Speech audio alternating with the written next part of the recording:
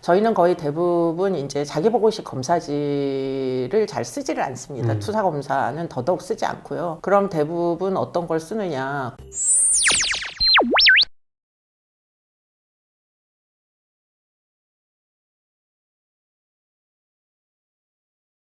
안녕하세요. 내부자들입니다. 우리나라 최고의 범죄 심리 전문가이신 경기대학교 이수정 교수님 이제 모시고 이야기 나눠보려고 하는데요. 이번 시간은 반사회성 성격과 사이코패스에 대해서 이야기를 해보려고 해요. 일단 반사회성 성격이라고 하면은 어려서부터 반복적으로 이제 타인의 어떤 권리를 무시하고 계속 사기를 친다든지 범죄를 친다든지 충동적이고 무절제하고 그러면서 어떤 죄책감을 느끼지 못하는 그런 성격을 반사회성 성격이라고 하는데요. 반사회성 성격이라는 말도 있고 사이코패스라고도 하고 소시오패스 이런 말도 있다 보니까 좀 많이들 헷갈려 하시거든요. 어떻게 차이가 있는지 사이코패스가 뭔지 좀 설명 부탁드립니다. 네. 소시오패스와 반사회적인 성격장애는 사실은 동치라고 보입니다. 그러니까 사회적 규범을 지키지 못하는 행위를 습벽처럼 하는 사람, 그리고는 그 이유가 내재적인 충동 조절 능력상에 문제가 있는 사람, 이런 사람으로 지칭을 하는 게 제가 알고 있는 정의이고요. 사이코패스는 이제 연구물들에 따르면 그들 중에서도 어떻게 보면 정서적인 손상 부분이 함께 있는 사람들, 예컨대 대인 피해를 내는 사람들 중에 특히 피해자에 대한 고통을 이해를 못한다거나 그러다 보니까 공감 능력이 현저히 떨어져서 재차 비슷한 피해를 또 반복한다거나 어떻게 보면 흉악범죄자에 해당하는 사람들은 그와 같은 자질이 있어야 이게 연쇄 범죄가 가능하겠죠.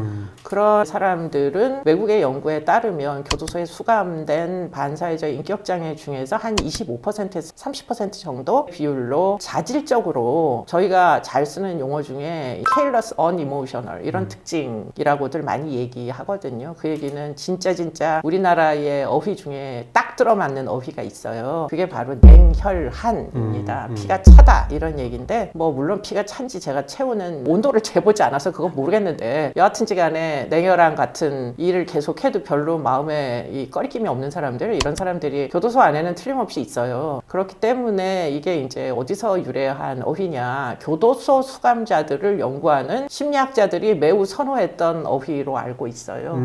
왜냐하면 교도소 수감자들은 거의 태반이 반사회적인 성격장애들이거든요. 상습범들이니까. 그 사람들 중에서도 또 어떤 선별의 필요가 발생하잖아요. 아까도 이전에 제가 재범 가능성에 대한 이야기를 했는데 재범 가능성 중에 특히 대인 피해를 내는 그 어떤 위험성은 사실은 아무나 그렇게 할 수 있는 건 아니에요. 이런 사람들이 있기 때문에 그 사람들이 사실 가장 위험한 사람들을 속아내야 되는 필요가 발생하는데 그럼 누구를 여기에 해당한다고 얘기할 거냐, 이럼에 있어서 이제 사이코패스라는 용어가 등장을 했다, 이렇게 보시면 되겠습니다. 이제 반사회성 성격 중에서도 그런 냉혈한, 그러니까 공감 능력이나 죄책감이 정말로 하나도 없는 결여되어 있는 그런 사람을 이제 사이코패스라고 보시면 될 것 같은데 이제 범죄자들 보면은 이제 죄책감을 가지고 있는 것 같거나 아니면 공감 능력 가지고 있는 것처럼 연기를 할 수도 있잖아요. 맞아요. 그럼 어떻게 좀 그거를 구분할 수 있느냐? 구분하세요? 저희는 거의 대부분 이제 자기보고식 검사지를 잘 쓰지를 않습니다. 투사 검사는 더더욱 쓰지 않고요. 그럼 대부분 어떤 걸 쓰느냐? 구조화된 면담 기법이라는 걸 쓰는데, 구조화된 면담 기법은 채점 프로토콜은 이미 정해져 있어요. 그런데 그거를 이제 평가를 해내려면 많은 시간을 대화를 해봅니다. 예를 들자면 성범죄자가 수감이 됐다. 그러면 이제 그런 연쇄 성범죄자와 대화를 나눔에 있어서 틀림없이 피해자가 존재하죠. 그런데 피해자에 대해서 이야기를 해보자고 하면 아는 게 없어요. 왜냐하면 자신의 욕구를 해결하는 대상으로만 취급했기 때문에 피해자가 인간이라는 사실조차도 피해자가 얼마나 고통받을지, 피해자의 인생이 얼마나 망가질지 이런 것들은 눈꼽만큼도 생각을 하고 저지르지 않는 일이다 보니까, 그런데 이 사람들이 그럼 자기와 연관된 이익과 손해에 대해서 그럼 둔감하냐? 절대 그렇지 않거든요. 정말 자기 이익에 대해서는 정말 철저하게 챙기면서 문제는 피해자에게 발생한 그 이익의 손실 부분에 대해서는 전혀 인지 능력이 떨어지는 사람들 존재합니다. 그렇기 때문에 이제 면담을 통해 가지고 보통 판단을 하죠. 흔히 인터넷에 막 돌아다니는 사이코패스 테스트 이런 자가보고를 하지 않는다. 범죄자들 보시면은 좀 타고나기로 좀 그런 것 같으신지, 아니면 후천적인 영향이 좀 큰 것 같은지. 사실은 이제 아마 둘 다 영향이긴 하겠지만 그렇죠. 좀 어떤 쪽을 좀 더 보시나요? 이 바닥에서 25년을 연구하고도 답을 못 낸 주제는 바로 그 문제예요. 아주 좋은 질문인데요. 아마 제가 죽을 때까지 답을 알 알지 못한 채 끝이 날 것 같은 이런 생각이 들기도 하는데, 결국은 네이처냐 널처냐 이런 이제 논쟁인데, 제가 아무리 봐도 사실 잘 모르겠어요. 왜냐하면 제가 보는 대부분 교도소 안에서 수감돼 있는 사이코패스들은 가정 환경이 전부 열악하다 보니까, 이게 가정 환경이 열악해서 뭐 어릴 때 학대나 유기 상태로 성장하는 게 이들에게 틀림없이 나쁜 영향을 주는 것 같긴 한데, 그들 중에 도대체 어느 정도가 유전적인 성향까지 타고나는지 이거를 알기는 좀 어려워요. 그런데 이제 간혹 전과가 하나도 없는데 토막살인을 하거나 이런 사람들 가끔 있거든요. 가장 좋은 사례 정유정 같은 경우에,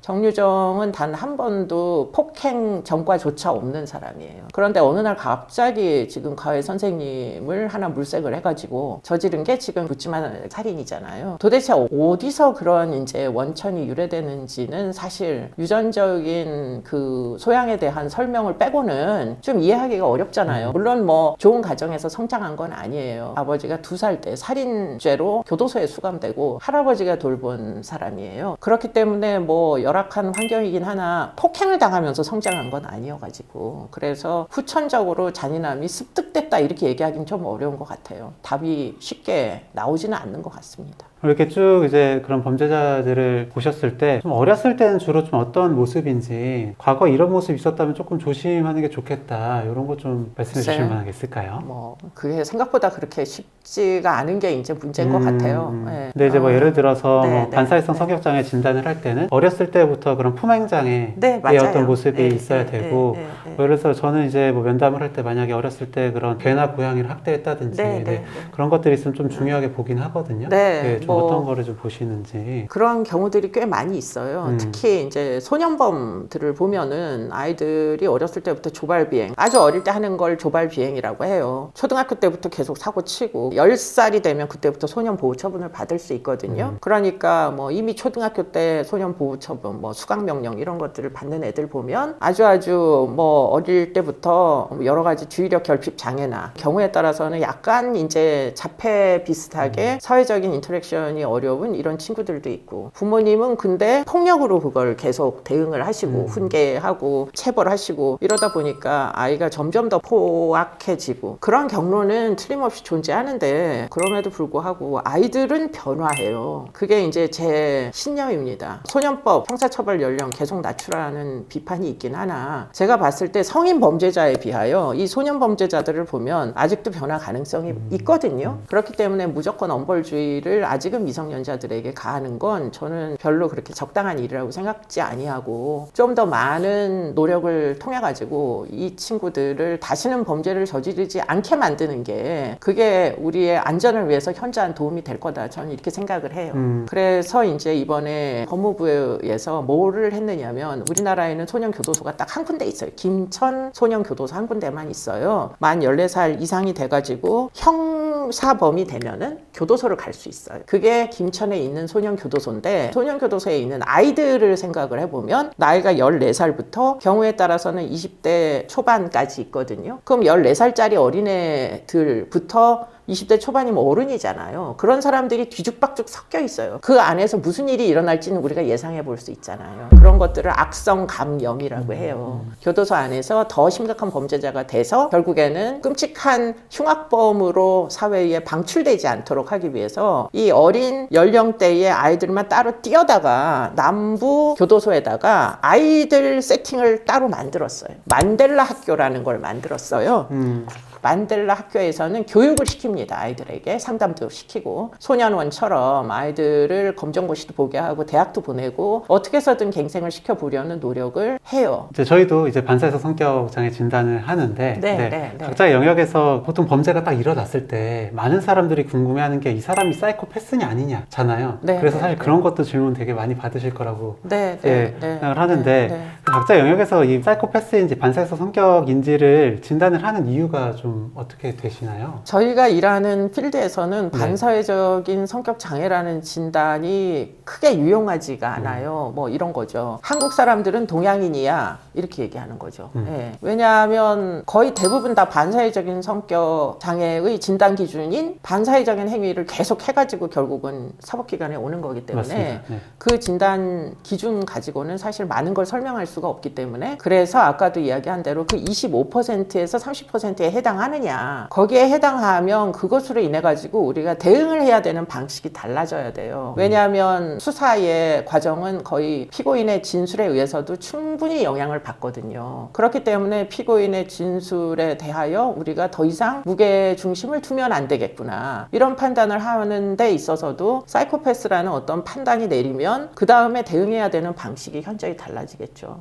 좀 구체적으로 어떻게 좀 달라지는지 좀. 뭐 예를 들자면 어떤 사람이 초등 단계에서 보니까 이 사람이 사이코패스가 틀림이 없어. 그런데 사이코패스를 판단하는 기준 안에 뭐가 들어가느냐면 사실은 어릴 때부터의 전과 수사 경력 조회를 한 그 아까도 얘기한 대로 경찰서를 들락거리는 기록 같은 것들이 다 들어가요. 그게 네 번째 요인이에요. 그럼 네 번째 요인을 이미 다 너무나 많이 가지고 있는 사람들은 수사기관에서 어떤 식으로 행동해야 되는지 뻔히 알아요. 당장 탄원서를 쓰겠죠. 반성문도 쓸 거예요. 그러면은 우리가 만약에 반성문과 탄원서에 의존하여 양형을 결정하는 현재의 사법 시스템이라면 사이코패스들은 아무래도 훨씬 더 유리하게 판단을 받을 개연성이 굉장히 높아요. 그러니까 똑같은 탄원서라도 어떻게 이제 평가를 하느냐에 따라 가지고 사실 양형 판단에 영향을 받는다면 이 무게도 사실은 이 사람의 캐릭터가 뭐냐에 따라 가지고 좀 더 신경을 써야 될 이제 내용인지 아니면 완전히 무시를 해야 되는 내용인지에 대한 어떤 향방 같은 거를 적용을 한다거나 만약에 거짓말 탐지를 써야 된다면 어떤 사람에게 쓰겠느냐 어차피 다 모든 사람에게 거짓말 탐지를 할 수는 없으니까 그러면 가능하다면 사이코패스한테 그 자원을 활용하는 게 훨씬 더 낫겠죠. 초등 단계에서는 판단을 위해서 이제 심성에 대한 평가가 필요하고요. 양형 단계에서는 아무래도 그와 같은 어떤 심성에 대한 평가를 하면 대부분 그들은 또 심신미약 같은 거를 쉽게 주장을 또 해요. 정신병력이 하나도 없어도 갑자기 이제 무슨 이상한 양성 증상 같은 걸 거짓말을 해서 꾸며내가지고 이상한 소리가 들린다, 헛것이 보인다, 뭐 이러면서 이제 심신미약을 주장을 하면 이거는 터무니없구나 하는 판단의 기준으로 삼는다거나 가장 중요한 건 사실은 행형 단계예요. 출소를 시켜야 되는데, 가석방을 시켜야 되는데 지금 이렇게 거짓말이 난무하는 이런 생활을 하면서 나가겠다고 하면은 사실 석방을 쉽게 허가해주면 안 되겠죠. 더군다나 이제 출소를 해서 전자 발찌를 차는 사람 중에 다수가 사이코패스일 텐데 그러면 그들의 입을 통해서 나오는 말에 따라서 관리의 수준을 정한다면 당장 재범을 하겠죠. 그렇기 때문에 뒤로 가면 갈수록 이 사람들에 대하여서는 우리가 여러 가지 형사사법적으로 주의해야 될 게 많기 때문에 그래서 그런 정보로 많이 활용을 합니다. 그러니까 저희 내부자들이나 아니면 다른 정신과 의사들끼리 이야기를 할 때도 저런 범죄를 반복적으로 저지르면 그냥 무조건 반사회성 성격이고 뭐 대부분 사이코패스일 텐데 왜 굳이 저걸 다 나누나 궁금했었는데 말씀 듣고 보니까 네, 확실히 좀 이해가 됩니다. 네, 전자발찌 착용을 시켜야 되잖아요. 네. 뭐 예를 들자면 1년에 성범죄가 몇 건 일어나는지 아세요? 4만 건 일어나요. 전자발찌를 1년에 감당할 수 있는 숫자는 400명이에요. 1%잖아요. 그러면 4만 명 중에 400명, 1%를 솎아내야 되잖아요. 얘네들은 다 반사회적인 성격 장애 애들이에요. 전과도 다 있고. 그러면 대체 누구를 솎아내야 되죠? 그럴 때 이제 쓰는 게 PCLR이라는 도구예요. 네. 사이코패스 체크리스트. 면담을 통해 가지고 이제 그들이 자신의 성범죄에 대해서 얼마나 중하게 생각하는지 그런 것들 판단하는 거죠. 네. 네. 오늘 영상도 유익하셨다면 구독, 좋아요, 알림 설정과 댓글 쓰기까지 부탁드립니다. 감사합니다. 계속 보세요.